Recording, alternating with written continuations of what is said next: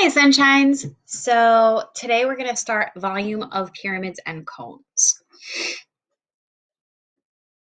So what is a pyramid? A pyramid has one polygon base. So that's this rectangle here pictured in yellow, and then triangular faces that connect each side of the base up to a single point. So you can think of it as you have this polygon, and then each corner of it has an edge connecting to the apex. But then those edges, when you take one from each end of the corner, one from each end of this edge, that makes a triangle. So you have all of these triangles meeting at a particular point. That point is called the apex. But you need to know some of the vocabulary because it's really important that you know what measurements you're being given. So the base is that polygon. You're going to need, just like with prisms, you're going to need to be able to recognize the base to be able to solve your problems. The apex is that point on the top. The lateral surface is all of the triangles put together. So it's the slanted faces that connect the base to the apex. It's all of the surfaces that are not the base. The height, which is sometimes also called the altitude, is the height inside your pyramid. It's measured perpendicular to the base. You can have an oblique pyramid where the apex is like way off to the side. We're not going to deal with those very much, but the key thing is that the height is perpendicular to the base. So if you set your pyramid flat on the ground, it's going to be straight up and down. And the slant height is when you measure along the outer face. That only matters if you're dealing with a regular base. You can do it with a rectangle too, but you deal with slant height mostly in surface area, but sometimes slant height is the measurement that you have, and you have to use it and the right triangle that it forms with the true height to calculate the true height.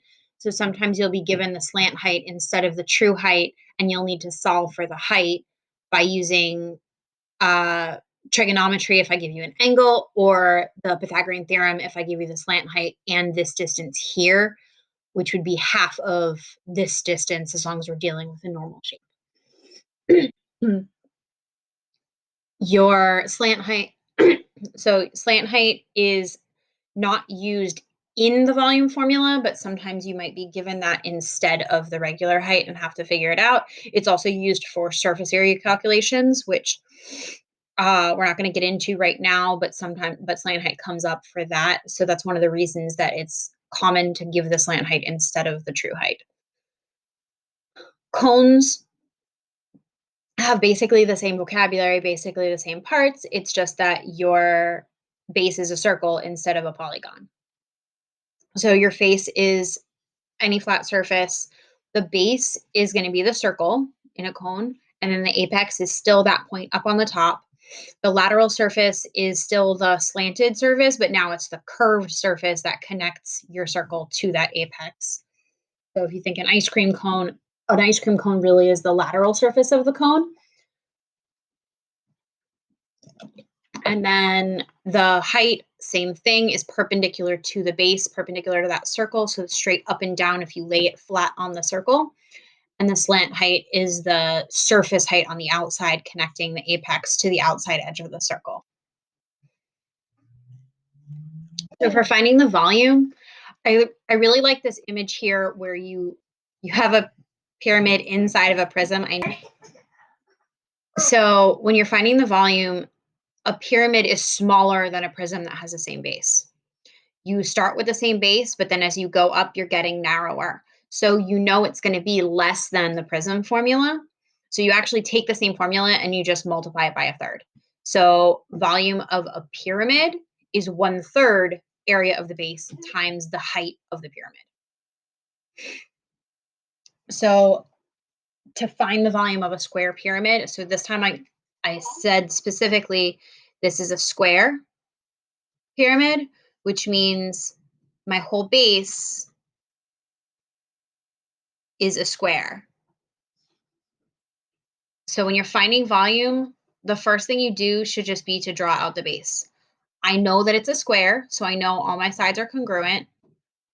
I was given that this side is 3 inches, so I know that this is 3, and that means I know that all of the sides are 3.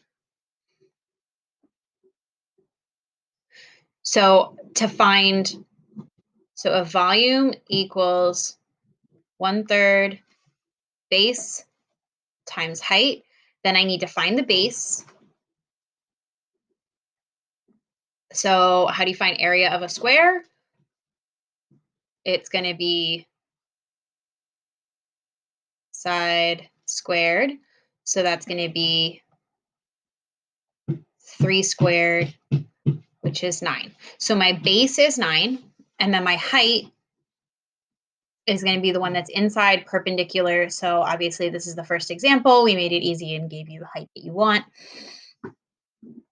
So this is my height.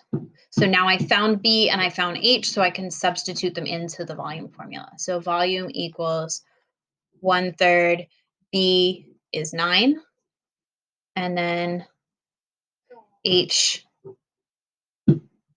is 4. So 1/3 times 9 is 3. 3 times 4 is 12. Volume is, what was my unit? My unit was inches.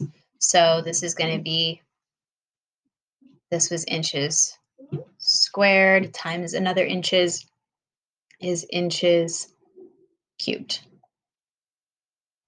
So volume, remember, is always units cubed. Area is always units squared. The area is, the base is an area. That full 3D figure right now we're finding volume. So there you have it.